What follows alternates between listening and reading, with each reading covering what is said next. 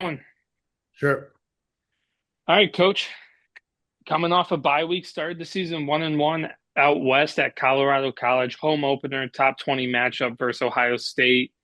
Just want to get your thoughts heading into this weekend. One game at Ciscano, one game at People's Bank Arena. Just want to hear some thoughts. Yeah, I think it's going to be an exciting weekend against a very strong opponent. Having watched, having competed against Ohio State in the past and having watched them play this past weekend against Northern Michigan, uh, they're extremely talented. They're quick. They have size up front. Riley Thompson, their top line center, is a 6'4", 220-pound kid who's tough to move in front of the net on the power play. The transfer, Karan, I think, played really well last week for them. Burnside's a good player up front. And then on the back end, Sabo quarterbacks their power play. McBrayer's a really good defenseman, and Eberle's an experienced goaltender. So they're strong in all areas of the game. They play very fast with pace. So we're going to have to really manage the puck well, I think, this weekend. I think that's going to be a focal point for us because when you turn the puck over against them in bad areas, they're coming at you pretty quick. Awesome. We'll open it up for questions. Who wants to lead us off? We'll go oldest first here. Hey, Cav, how are you? I'm great, Joe. How are you? I'm good, thank you. Overall, what did you like best about the weekend in Colorado? I liked our response on Saturday night. I thought that we had a great start to Friday night's game. We scored on the first shift or second shift of the game. Sometimes that can be a kiss of death because you think the rest of the night's going to go that way, and we learned very quickly that it didn't. I thought that Tyler Muselik was strong both games, and like I said, I think our what I liked the most was our contributions from all four lines on Saturday. And when we're playing really well, that's what we get. We don't rely on one line to carry us. We uh, thrive off of four lines, just rolling four lines and trying to wear down our opponent. Did you scramble things up on Saturday a little bit from Friday? A little bit, a little bit. We moved a couple people around. Yep.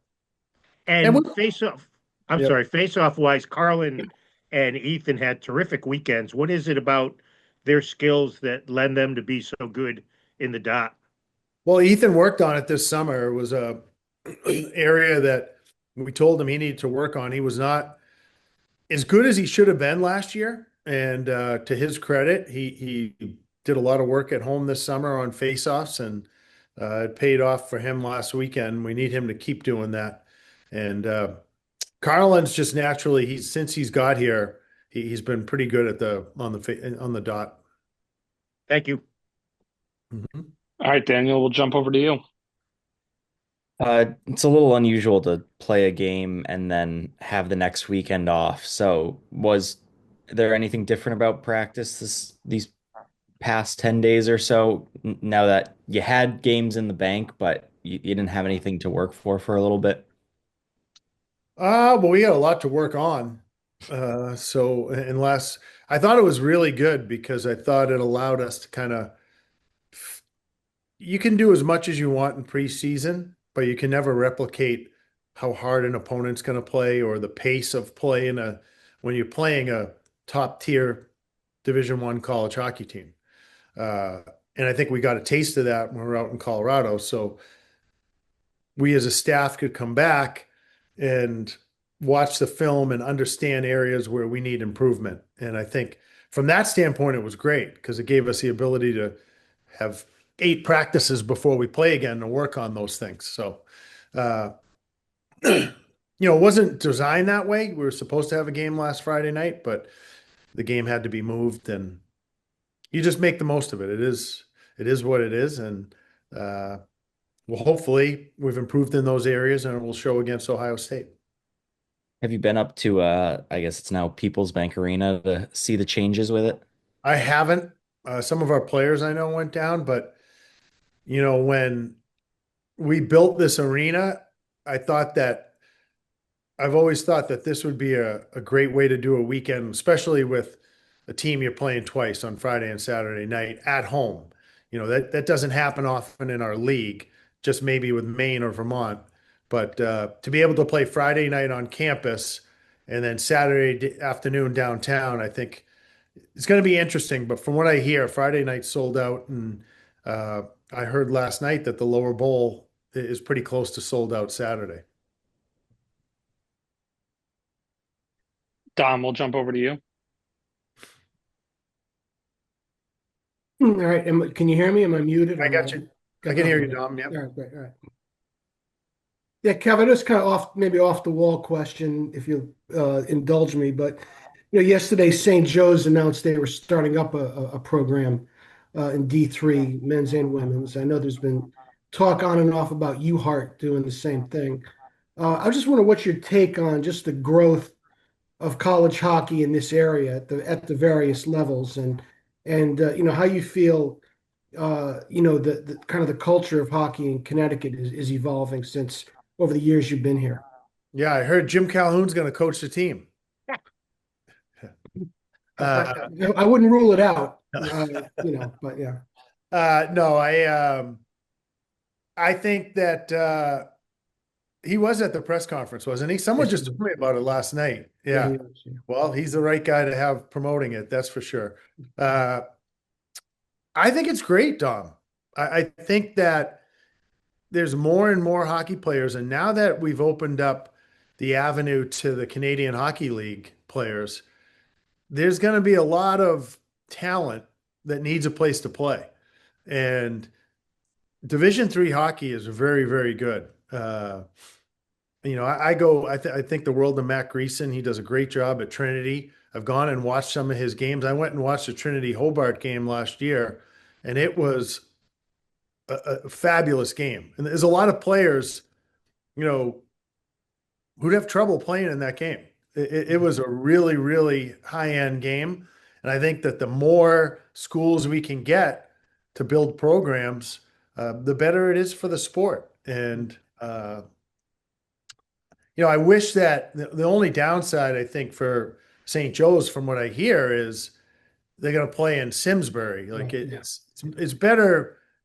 Trust me, I know it's much better when it's on campus for your students to be able to walk over and support the program. So if they could ever get a rink, on campus, or a rink that UHeart and St. Joe's could share, that would be, I think, a ideal situation. But the more teams, Albertus Magnus just started, and Kyle Wallach's done a really nice job down there.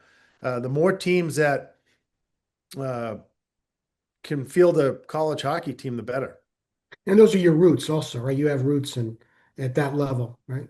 I do, yeah. And it was different when I was playing because there weren't a lot of Division I options. Yeah. Like you look at many of the teams that are Division I today, they weren't in 1986. Mhm. I think Hockey East had Merrimack was in our league, so Union, Merrimack, all those schools were playing Division III at the time, and I think Hockey East only had 7 teams, and maybe the ECAC would have had the Ivies and maybe 12. So you're talking 19 Division I teams as opposed to close to 32 today in the Yeah. East. In the East. Right. Yeah. Yeah. Thanks, Kev. Natalie, we'll jump over to you. Thanks, Colin. Good to see you again, Coach. Excited to Hi, get. Natalie. Nice to see you. Yeah, you too. Excited to get this weekend started. I guess just to kick things off with Joey Muldowney being selected to Team USA, the Spengler Cup. First of all, how excited was he, and how well deserved is this opportunity for him? Well, he was super excited. I think anytime you get to represent, well, I guess it's technically not your country, but it's close enough. But when you get selected for a team like that, it's very exciting. I know his parents are excited. I think it's going to a beautiful place in Davos, Switzerland, and I think he's well deserved. I mean, I believe he was second in the country last year in goals, and he picked up where he left off out of Colorado, having a goal in each night. So he's a great player, and I'm really happy for him. I didn't get a chance to look at the lines yet. Who do you have him playing with so far?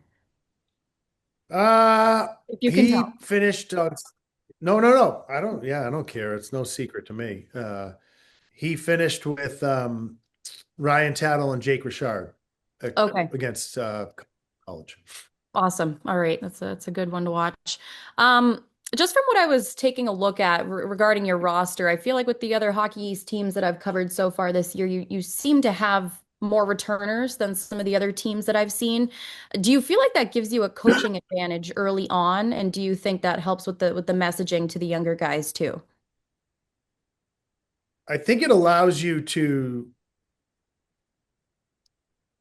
uh, not have to focus so much on teaching new systems, and it's allowing you to kind of, I don't know if perfect is the right word, but to tinker with different things that you might want to do, as opposed to if we had a group of 10 new players, you have to teach them how we do things. And sometimes that takes a little bit longer. But when you only really have maybe two defensemen and two forwards that are having to learn the system, it is easier in the beginning of the year, and you can focus on other things, like maybe spend more time on special teams than you would normally in a preseason. So to answer your question, it's much easier preseason from a coaching standpoint when you have that much experience coming back.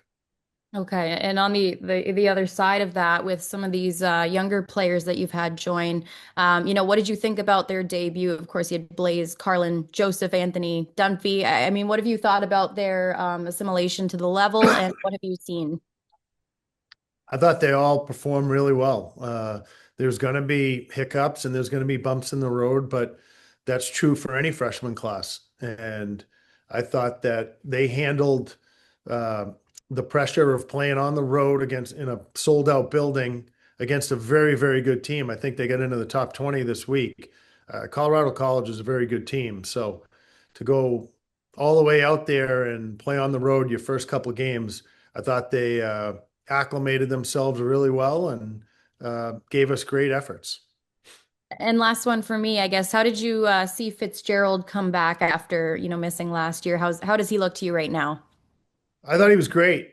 He added a lot of jump to our defense. I thought he had a very good game Friday night, and he followed it up Saturday. He's just a very steady defenseman, and uh, he might not wow you like Cole Hudson or a defenseman like that, or a Kale McCarr, but he is a very, very steady uh, defenseman for us. Awesome. Thanks so much, Coach. Looking forward Sure. to Friday. Joe, go ahead. Thanks. Cav, what does Alexander bring to the table that maybe is either a unique skill set or somebody with a little bit of experience in the queue like he has, maybe has a little bit of an advantage? I don't know if he has an advantage. I think he's just a really smart hockey player. He's strong on the puck. He protects pucks very well for his size. He does a good job of getting his body between the man and the puck. And he's a smart hockey player. He makes great plays. So I love his compete. He scored a really nice goal on the power play. To be honest, I didn't know he shot the puck like that. So I want him to do that more for sure. And since we saw you at Media Day, Viking has been added to the leadership group. What is it about him as a leader that you like, especially having one back on even though you've got experienced guys like Tommy on the back line, what is it about Vikings leadership that you like? Well, the players selected him, so it had nothing to do with me. Right. Uh, I put it up to the players, and he was an overwhelming favorite. I think he conducts himself really well off the ice. We're always talking about how you do anything's how you do everything. He goes to class, he gets good grades. He comes to practice every day and elevates the compete level in our practice. And I think a lot of the players recognize that. He just does things the right way, and uh, he's really coming as a player too. Thank you. Yeah. Tom, go ahead. Yeah. Kevin, you're in an interesting place with the program. Obviously, you've got the beautiful new arena on campus, still relatively new. You've got momentum coming off last year. So where does the XL Center now fit in? As far as being, I mean, it's obviously a way for you to actually build momentum now to play there. Now more people are paying attention to UConn hockey. Where do these XL games fit, or People's Bank Arena games, I should say, fit into the momentum that you're building for your program? Yeah, that's an interesting question. When we first built Toscano, we were all excited and we knew, and I wanted to play some games down in Hartford. I think that's important for our fan base. So I was not opposed to playing down in Hartford. And someone told me, and you guys can correct me if I'm wrong, because I'm not privy to Villanova basketball, but I think Villanova used to play a majority of their games on campus, and they would play maybe a handful downtown in Philly. And what they said was people couldn't get a ticket on campus. And it's becoming very hard to get a ticket here on campus. So when they would play downtown, it was a opportunity for so many of their fans to get to watch the team play, and they would bang out the building. And that's something that I'm hoping happens here. That when we play downtown, it's an opportunity for a lot of people who have a hard time getting tickets on campus to come watch us play. And it sounds like I said, whether it's true or not, I heard that the lower bowl is almost sold out, which has never happened in October for a hockey game. It's just, with the exception of when we opened up against BC that first game, we've had, if we got 3,000 for a game during football season, that was a lot. So for us to be able, if that is true, and we have 5,000 to 6,000 people downtown, that's going to be a pretty good crowd for us down there at the People's Bank. Anything else for Coach, guys? Awesome. Well, thanks All right. everyone. Coach, thank you. Good luck Thanks. this Thanks for your weekend. time today. All right. Take Thank care. you, Jeff. Thanks. Bye.